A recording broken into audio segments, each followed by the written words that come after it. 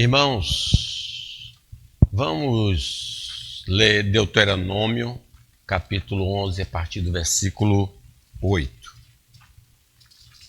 Guardai, pois, todos os mandamentos que hoje vos ordeno, para que sejais fortes e entreis e possuais a terra para onde vos dirigis, para que prolongueis os dias na terra que o Senhor, sobre o juramento, prometeu dar a vossos pais e à sua descendência, terra que emana leite e mel. Porque a terra que passais a possuir não é como a terra do Egito, Deus em que semeáveis a vossa semente e com a pé arregáveis como a horta. Mas a terra que passais a possuir é terra de montes e de vales. Da chuva dos céus beberás as águas, terra que cuida o Senhor vosso Deus. Os olhos do Senhor vosso Deus estão sobre ela continuamente, desde o princípio até o fim do ano. Se diligentemente obedecerdes a seus mandamentos que hoje vos ordeno, de amar o Senhor vosso Deus e de o servir de todo o vosso coração, de toda a vossa alma. Darei as chuvas da vossa terra a seu tempo, as primeiras e as últimas, para que recolhais o vosso cereal e o vosso vinho e o vosso azeite. Darei erva no vosso campo aos vossos gados, e comereis e vos fartareis. Há um hino nosso, Cidade Celestial, que nos diz: tenho lido da bela cidade, situada no reino de Deus, com seus muros de jaspe luzente, juncada com áureos troféus. Lá no meio da praça está um rio da vida e vigor eternal, mas metade da glória celeste jamais se contou ao mortal. Tenho lido dos belos palácios que Jesus foi no céu preparar, onde os crentes fiéis, muito felizes, irão para sempre habitar. Nem tristeza, nem dor, nem velhice atinge a mansão eternal, mas metade da glória celeste jamais se contou ao mortal. Tenho lido das vestes brilhantes, das coroas que os salvos terão, quando o Pai o chamar proclamando, tereis eternal galardão. Tenho lido que os santos na glória pisam ruas de ouro e cristal, mas metade da glória celeste jamais se contou ao mortal. O texto que nós lemos fala da recompensa da obediência. Nos versículos de 1 a 7, foi tratado da exigência de Deus em obedecer a Deus. E a partir agora do 8, Deus faz promessas em abençoar. E essas promessas é um tipo da promessa eterna, da bênção eterna. Então nós vamos tratar desse tema, a recompensa da obediência ao Senhor. Em primeiro lugar, a recompensa do Senhor está condicionada à obediência por fé. Versículo 8: guardai, pois, todos os mandamentos que hoje vos ordeno, para que sejais fortes e entreis e possuais a terra para onde vos dirigis. Se diligentemente obedecerdes aos meus mandamentos que hoje vos ordeno, de amar o Senhor vosso Deus e de o servir de todo o vosso coração e de toda a vossa alma. Irmãos, a submissão ao Senhor é muito compensadora. Deus nos promete nos abençoar de maneira especial se guardarmos os seus mandamentos. Mais à frente, em Deuteronômio 28, é dito: se atentamente ouvires a voz do Senhor teu Deus, tendo cuidado de guardar todos os seus mandamentos que hoje te ordeno, o Senhor teu Deus te exaltará sobre todas as nações da terra. Se ouvires a voz do Senhor teu Deus, virão sobre ti e te alcançarão todas estas bênçãos. Não é diferente, irmãos, no Novo Testamento. Para cada promessa de Deus, há uma condicional. Exemplo, Mateus 6. Buscai, pois, em primeiro lugar o seu reino e a sua justiça, e todas estas coisas vos serão acrescentadas. Ainda em Mateus é dito: pedi e dá-se-vos-á, buscais e achareis, batei e abre-se-vos-á, pois todo o que pede recebe, o que busca encontra, e quem bate abre-se-lhe-á. Essa obediência é uma obediência de fé, pois cremos que o que Deus prometeu se concretizará, como aconteceu com Abraão. Assim diz Hebreus: pela fé, Abraão, quando chamado, obedeceu, a fim de ir para um lugar que deveria receber por herança, e partiu sem saber aonde ia. A fé verdadeira faz tudo aquilo que a palavra de Deus ordena, como diz também em Hebreus.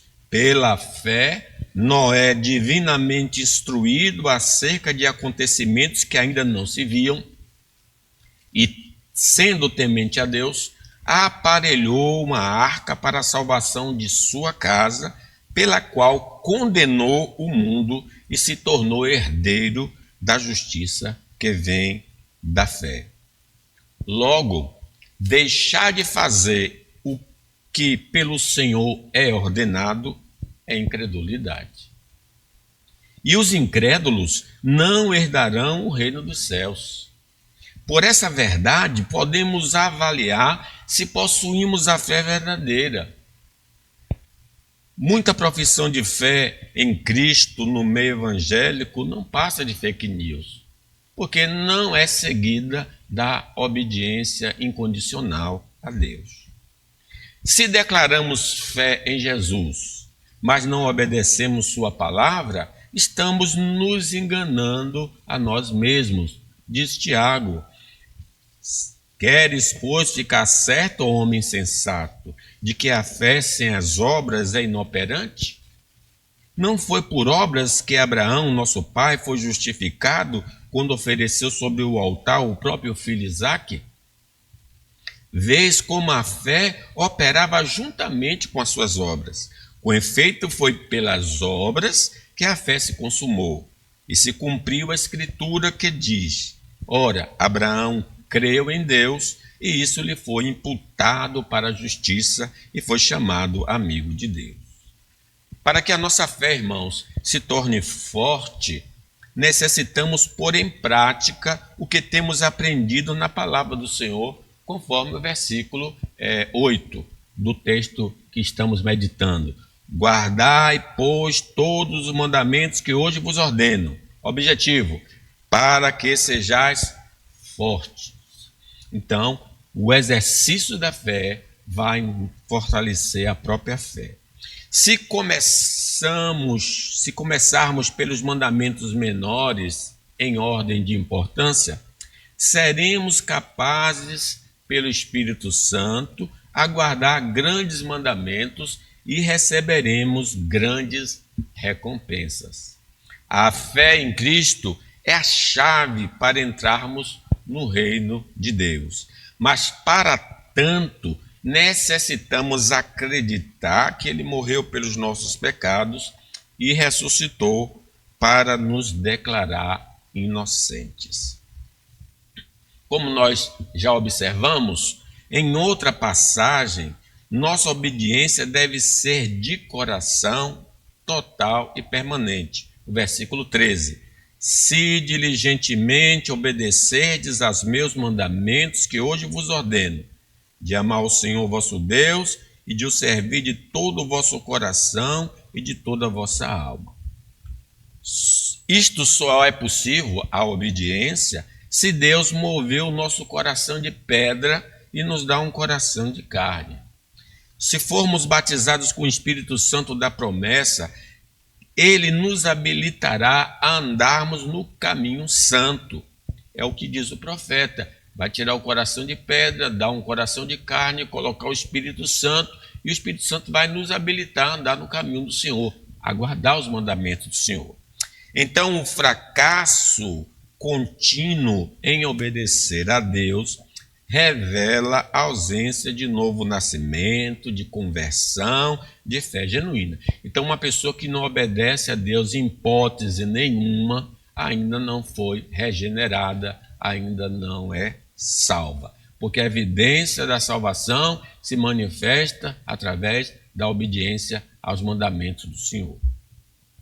Se reconhecermos, então, nossa pobreza espiritual, se não estamos obedecendo ao Senhor, e invocarmos o nome do Senhor, seremos por ele salvos.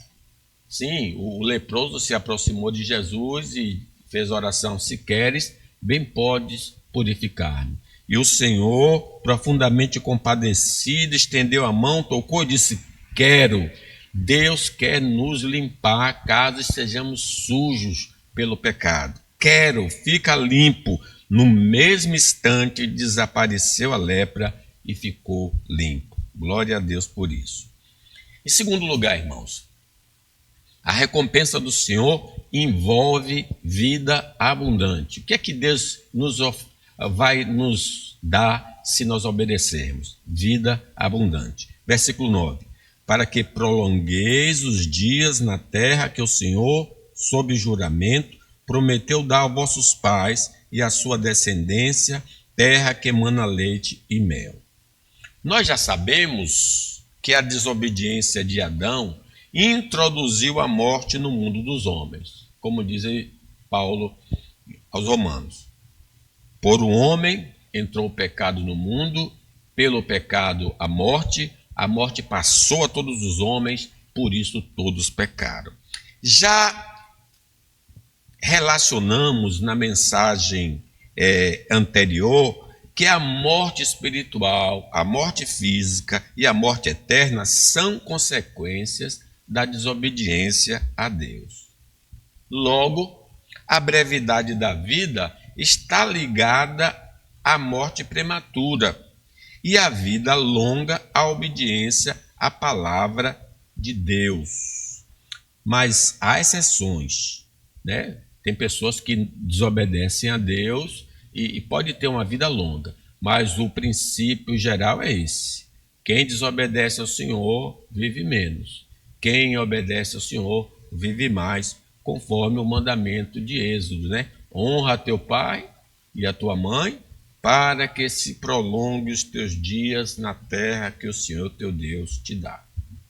Quando ouvimos então o Evangelho de Deus e cremos nessa mensagem gloriosa, a inimizade com o Senhor foi removida e passamos a ter comunhão com Ele, passamos a ter vida com Deus e com Ele. E é o que chamamos de ressurreição espiritual. Passamos da morte para a vida. Como diz Efésios: Ele vos deu vida, estando vós mortos em vossos delitos e pecados.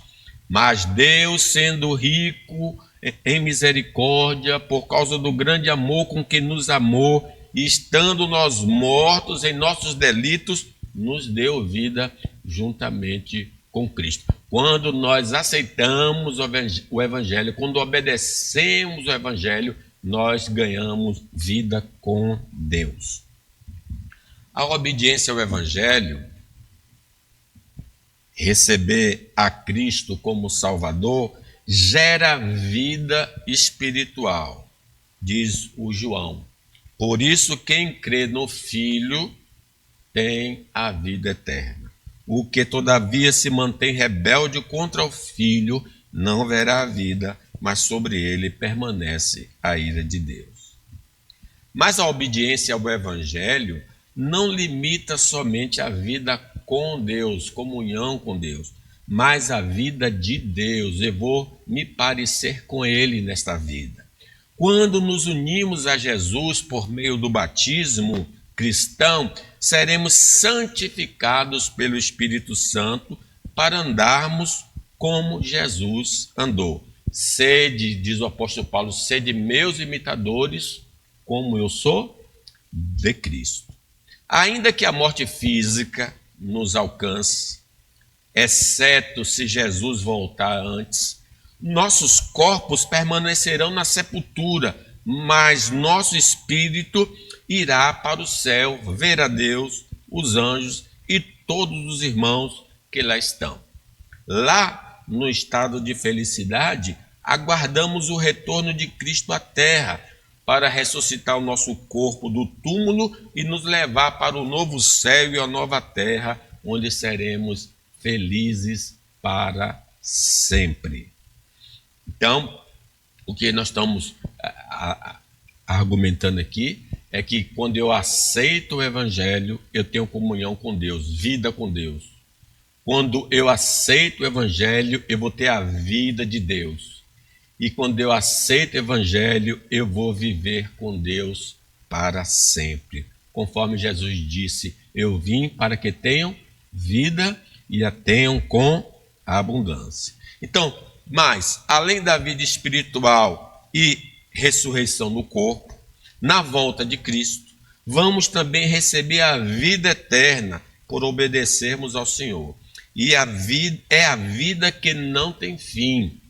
Nela não poderemos sofrer, adoecer, envelhecer e morrer. Nada poderá nos afligir ou guerrear contra nós. Viveremos em paz contínua com Deus, com os homens, com os anjos e conosco mesmo. Não padeceremos nenhum tipo de necessidade, não teremos dívidas de qualquer coisa, não seremos incomodados, viveremos em um paraíso eterno, protegidos por Deus. Isto não será monótono, porque o nosso grande desafio será conhecer o Senhor, que será isso impossível para nós, mesmo no estado de glória. Além disso, vamos ter infinitos lugares neste universo novo pelo qual o Senhor criou. Como diz o nosso hino, jamais se contou ao mortal, metade da glória celeste jamais se contou ao mortal. Mas tudo isso, irmãos, será vedado a quem não se submeter ao Evangelho, a quem não obedecer o Evangelho. Como diz o Senhor Jesus, registrado por Mateus, nem todo que me diz Senhor, Senhor, entrará no reino dos céus, mas aquele que faz a vontade do meu Pai que está nos céus. Nesta hora, Deus está então nos convidando a aceitarmos seu convite para termos vida, caso não tenhamos aceitado Jesus ainda. Mas se continuarmos rejeitando, não veremos a vida. Deuteronômio fala sobre este assunto dizendo: vê que proponho hoje a vida e o bem, a morte e o mal.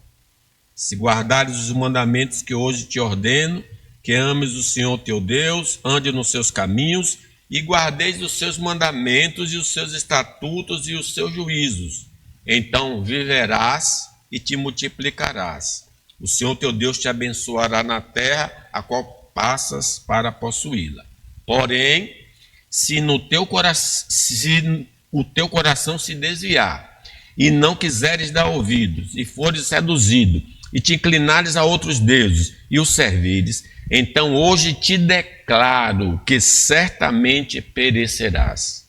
Não permanecerás longo tempo na terra a qual vais a possuir, passando o Jordão. Os céus e a terra tomam hoje por testemunha contra ti, que te propus a vida e a morte, a bênção e a maldição. Escolhe, pois, a vida para que vivas tu e a tua descendência. Amando o Senhor, teu Deus, dando ouvidos à sua voz e apegando-te a Ele, pois disto depende a tua vida e a tua longevidade, para que habites na terra que o Senhor, sob juramento, prometeu dar a teus pais, Abraão, Isaque e Jacó. Terceiro lugar, irmãos, a recompensa do Senhor envolve um habitar de delícias. Versículo 9. Para que prolongueis os dias na terra que o Senhor, sob juramento, prometeu dar aos vossos pais e à sua descendência, terra que emana leite e mel. Porque a terra que passais a possuir não é como a terra do Egito, de onde saíste, em que semeáveis a vossa semente e com o pé arregáveis como a uma horta. Mas a terra que passais a possuir é terra de montes e de vales, de chuva dos céus beberá as águas. Darei chuva da vossa terra a seu tempo, as primeiras e as últimas, para que recolhais o vosso cereal e o vosso vinho e o vosso azeite. Darei erva no vosso campo, aos vossos gados, e comerei e vos fartareis. Quando Deus nos criou, Ele nos colocou em um jardim com todo o conforto necessário, mas ao desobedecermos seu mandamento, fomos expulsos do paraíso e vivemos agora em um habitat amaldiçoado com toda sorte de infortúnio. Agora, nossa morada está contaminada pela maldade humana, pragas e eventos naturais destrutivos. A terra prometida a Israel nesta vida é um tipo do paraíso que Deus vai criar para o seu povo, diz Apocalipse. Vi um novo céu e uma nova terra, pois o primeiro céu e a primeira terra passaram e o mar já não existe. E aquele que está sentado no trono disse: Eis que faço nova todas as coisas. E acrescentou: Escreve, porque essas palavras são fiéis e verdadeiras. Disse-me ainda: Tudo está feito. Eu sou o Alfa e o Ômega, o princípio e o fim. Eu, a quem tem sede, darei de graça da fonte da água da vida. Se obedecermos a Deus, iremos morar em uma terra capaz de prover as necessidades básicas e vitais. Apocalipse ainda. No meio da sua praça, de uma e outra margem do rio, está a árvore da vida, que produz 12 frutos, dando seu fruto de mês em mês, e as folhas da árvore são para a cura dos povos. Em nossa nova futura morada, se guardarmos as palavras de Deus, só haverá pureza e inocência nos relacionamentos. Ainda no Apocalipse, nela, nunca jamais penetrará coisa alguma contaminada, nem o que pratica abominação e mentira, mas somente os escritos no livro da vida do Cordeiro. No novo jardim preparado por Deus para quem se submeter ao seu evangelho, haverá alegria, paz, satisfação permanente, e lhes enxugará dos olhos toda lágrima. A morte já não existirá, já não haverá luto, nem pranto, nem dor, porque as primeiras coisas passaram.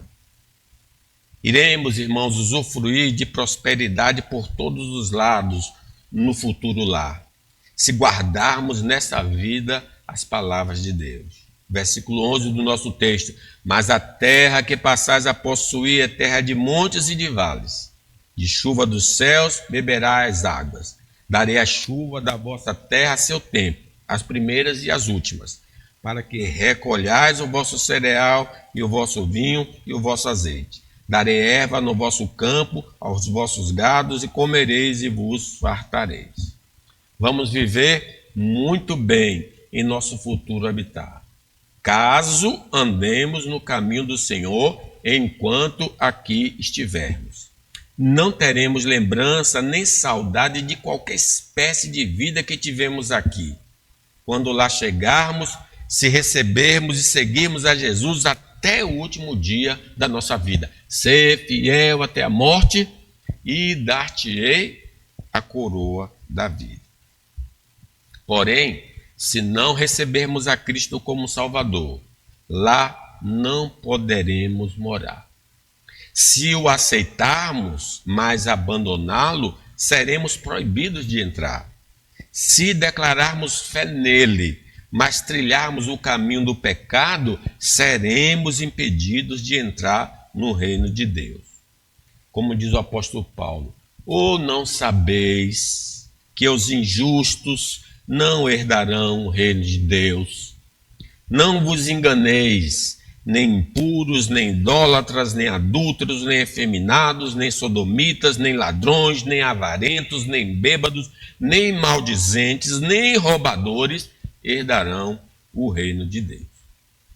Em quarto e último lugar, irmãos, a recompensa do Senhor envolve cuidado permanente de Deus. Versículo 12 diz: terra de que cuida o Senhor, vosso Deus. Os olhos do Senhor, vosso Deus, estão sobre ela continuamente, desde o princípio até o fim do tempo. O nosso Deus tem cuidado da terra atual, mesmo depois da queda de nossos pais. Nós perdemos muitos benefícios em nossa desobediência ao Senhor. Mesmo assim, Deus não nos abandonou à própria sorte. Paulo argumenta isso quando estava evangelizando aos gregos, disse: senhores, por que fazeis isso? Eles estavam querendo adorar Paulo por causa da cura. Nós também somos homens como vós, sujeitos aos mesmos sentimentos, e vos anunciamos o evangelho para que destas coisas vãs vos convertais ao Deus vivo, que fez o céu, a terra, o mar e tudo que há neles, o qual nas gerações passadas permitiu que todos os homens andassem nos seus próprios caminhos. Contudo, não se deixou ficar sem testemunho de si mesmo, fazendo o bem, dando-vos do céu chuvas e estações frutíferas, enchendo o vosso coração de fartura e de alegria. Logo, o que possuímos, bens, habilidade, família e tudo mais, vem das mãos generosas de Deus. Aleluia por isso. Mas nossos atos pecaminosos geram um caos ao nosso redor, tornando a vida muito difícil nesse ambiente. Deus, por sua misericórdia, não permite que nossa vida seja um inferno na terra e freia as nossas ações pecaminosas e as consequências de nossos pecados. Por isso, a nossa vida no mundo atual é cheia de contradições. Ora estamos alegres, ora estamos tristes. Mas Deus, irmãos, fez uma promessa de um novo paraíso onde estaremos isentos de qualquer aborrecimento. Isto porque, por sua promessa e cuidado, ele impedirá a entrada do mal. Porque nesse novo céu e nova terra, o mal não vai entrar como entrou no nosso mundo, porque Deus não vai permitir. Adão foi colocado em teste, mas no novo céu não haverá teste. Então Deus bloqueará toda a presença do mal. Esta proteção nós perdemos nesta vida, quando comemos do fruto proibido. Mas em nosso novo habitat, Deus será o vigia 24 horas para impedir a penetração de qualquer sorte de malignidade. Apocalipse. Então ouvi grande voz vinda do trono dizendo: eis o tabernáculo de Deus com os homens. Deus habitará com eles. Eles serão povos de Deus, e Deus mesmo estará com eles. Nela nunca jamais penetrará coisa alguma contaminada, nem o que pratica abominação e mentira, mas somente os escritos no livro da vida do Cordeiro. Podemos notar no presente que de fato será assim, pela proteção do Senhor, por exemplo, a Israel. Apesar de ser pequeno e ser perseguido e maltratado por grandes nações, ele continua existindo, enquanto seus adversários do passado deixaram de existir, ou como nação, ou como potência, devido à poderosa mão do Senhor em favor do seu povo. Não fosse o Senhor, diz o Salmo, que estivesse ao nosso lado, Israel que eu diga. Não fosse o Senhor que estivesse ao nosso lado, quando os homens se levantaram contra nós, nos teriam engolido vivos. Olhando então agora para a Igreja de Cristo, no Novo Testamento, percebemos que de fato a nossa morada futura, estaremos livres de qualquer mal. A igreja tem sido duramente perseguida pelos impérios e nações, mas ninguém consegue destruir a igreja do Senhor. Como ele disse, as portas do inferno não prevalecerão contra a igreja. É-nos revelado, irmãos, pela palavra do Senhor, que Cristo, Senhor da igreja e também do universo, esmagará todos os opositores, cada um no tempo devido, e a igreja triunfará eternamente. Em Cristo Jesus nós somos mais do que vencedores. A proteção dada então a Israel e à igreja são exemplos práticos de que em nossa nova morada será impossível a presença do mal, porque Deus estará continuamente nos protegendo.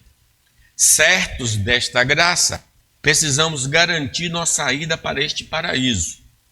Infelizmente, nós não somos aptos para este lugar, porque somos pecadores. Diz o Salmo 15. Quem é que vai habitar no monte do Senhor? E aí a resposta: o que vive em integridade, pratica a justiça, de coração fala a verdade, o que não difama com sua língua, não faz mal ao próximo, nem lança injúria contra o seu vizinho, o que a seus olhos tem por desprezível ao réprobo, mas honra aos que temem ao Senhor. O que jura com dano próprio e não se retrata, o que não empresta o seu dinheiro com usura, nem aceita suborno contra o inocente. Quem deste modo procede não será jamais abalado. Infelizmente, a gente tem de reconhecer que não podemos entrar, porque todos pecaram, destituídos estão da glória de Deus. Se nós lá entrarmos, o negócio vai ficar ruim. Por isso Deus nos impede por causa dos nossos pecados. Mas Deus, que deseja a nossa presença lá, enviou seu Filho em figura humana para pagar todas as nossas dívidas através da morte de cruz. Enviou o seu Espírito, que nos deu uma nova natureza e nos lavou completamente com o sangue de Cristo para podermos ter acesso ao reino de Deus. Se nós acreditarmos nessa graça de Deus e nos arrependermos de nossos pecados, teremos direito de entrar no reino de Deus. Amém. Lembrando do malfeitor que levou a vida impura, ali na cruz ele reconhece que merecia morrer, porque foi um malfeitor, e fez um pedido a Jesus: Senhor, lembra-te de mim quando entrares no teu reino. E Jesus disse: hoje mesmo estarás comigo no paraíso. Concluo, meus irmãos. Existe uma grande e maravilhosa recompensa para nós, se obedecermos ao Senhor nesta vida. A obediência começa em crermos no Evangelho de Deus. Se o Senhor nos ameaça com morte, se cremos e praticamos determinadas coisas, iremos nos afastar dessas crenças e comportamentos. Se Ele ordena que creamos e vivamos de acordo com o ensino apostólico, se de fato temos fé em Deus, vamos nos submeter integralmente ao seu querer. O tesouro prometido por Deus em Cristo Jesus não pode ser comparado a nenhum tesouro nesta vida. Tudo aqui é passageiro. Não pode nos fazer viver para sempre, nem nos livrar de algum mal. Mas Deus nos oferece uma vida de felicidade eterna, isenta de qualquer infortúnio. Mas para termos acesso, precisamos crer em Jesus como nosso Salvador pessoal. E, enquanto aqui estivermos, não nos deixemos ser seduzidos pelos tesouros efêmeros desta vida, para recebermos a vida eterna. Ser fiel até a morte, e dar-te-ei a coroa da vida. Que Deus nos abençoe, irmãos.